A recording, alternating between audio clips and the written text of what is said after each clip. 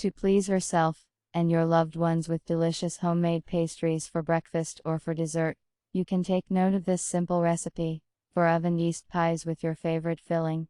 Like any other, this recipe for cooking oven yeast pies begins with sourdough. The milk needs to be warmed up a little, and the yeast is diluted in it, leaving them for 10-15 minutes. If the yeast is fresh, then they will start to work pretty quickly, and bubbles will appear. So, you can pour in the remaining milk. Pour in about half of the sifted flour. Knead the dough, and put it in a warm place, covered with a towel. The dough should increase in volume by about 2 times. Separate the whites from the yolks. Softened butter, you can also use margarine in this simple recipe for oven yeast pies, is ground with the yolks.